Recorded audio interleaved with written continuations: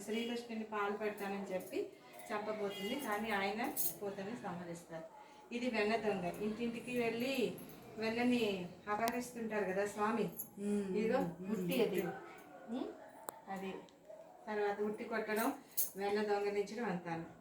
ఇదేంటంటే గంధర్వ శాప విమోచనం. ఇది వాళ్ళ అమ్మ పెరట్లో కట్టేస్తుంది, శ్రీకృష్ణుడు అల్లరి చేస్తున్నారు, మాట వింటలేదని. అప్పుడు రోలుకి కట్టేస్తే రోలుని లాక్కొని వచ్చేస్తాడు 2 చెట్లలో.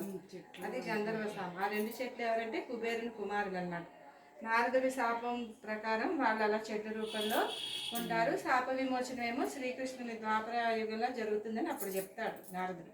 సో ఆ ప్రకారం ఆ రోకలు ఎప్పుడైతే 2 చెట్ల నుంచి వచ్చిందో కుబేరులకి శాప విమోచనం జరుగుతుంది.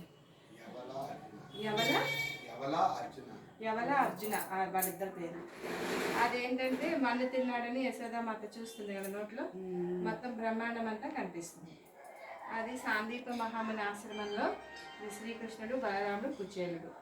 అది గోపికా వస్త్రాపహరణం. ఇది చిన్నప్పుడు అందరూ రాక్షసులు వస్తుంటారు కదా, సుడిగాలి రూపంలో వచ్చినటువంటి ఈయన శకటాసురుడు. ఈయనేమో బాతు రూపంలో వచ్చిన రాక్షసులు బకాసురుడు. గాడిద రూపంలో వచ్చిన వాళ్ళు గరాసురుడు. వీళ్ళందరూ రాక్షసులు. వాళ్ళని చంపి వాళ్ళకి శాప విమోచనం కలిగిస్తారు. ఇది ఏంటంటే కాళీ మర్దనం కథ తెలుసు కదా మీకు, కాళీ మర్దనం. తర్వాత ఇది గోవర్ధనగిరి, రేపల్ల వాసన అందరినీ కాపాడతారు. అది కంసుని వధ, మేనమామని సంహరిస్తారు. తర్వాత ఇది రుక్మిణి కృష్ణుని కళ్యాణం. ఇదంతా కూడా ఇదిగో బ్రహ్మదేవుడు చేయిస్తారు వివాహము.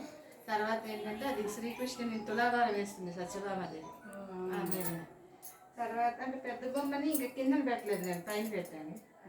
తర్వాత ఇది అర్జునుడు యుద్ధం చేయడానికి కురుక్షేత్ర రంగంలో చేయను అంటాడు. అందరూ నా వాళ్ళు సహోదరులు, నేను యుద్ధం చేయనంటే ఆయన గీతోపదేశం ఇస్తారు. భగవద్గీత అప్పుడే ఉదయిస్తుంది. అదిగా విశ్వరూప సందర్శనం అంతా నేనేమో ఆయన చెప్తారు. ఇది భాగవతం సంబంధించిన తీరు. అదే రాధాకృష్ణులు.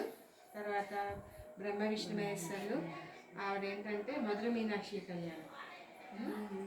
అది మీనాక్షి కళ్యాణం. అది సుందరమూర్తి అంటారు అక్కడ శివుడి పేరు, సుందరమూర్తి. తర్వాత అంటే తమిళ్ బ్రాహ్మణ్స్ జంట వాళ్ళిద్దరు తమిళియన్స్. అది బుద్ధుడి తాలూకా వనం. ఇవి భగవంతుడి తాలూకా మెట్లు. ఇక్కడి నుంచి ఏంటంటే మనిషి జీవితంలో ముఖ్యమైన ఘట్టాలు. ఇది ఉపనయనం. ఇదిగో తండ్రి కొడుకుకి బ్రహ్మోపదేశం చేస్తున్నారు, గాయత్రి మంత్రం ఉపదేశిస్తున్నారు. అది ఒడుగు ఉపనయనం. అలాగే ఇది పెళ్ళి. ఇది నాగవెల్లి అవన్నీ పెట్టారు కదా, చూసారా అవన్నీ, అది పెళ్ళి. తర్వాత అది విందు భోజనాలు, పెళ్లి భోజనాలు.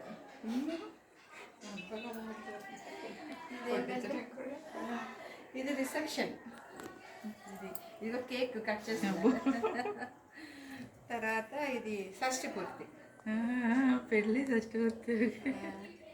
ఇదేంటంటే విలేజ్ థీమ్ పెట్టాను. ఈ ధాన్యం ఇంటికి రావడం.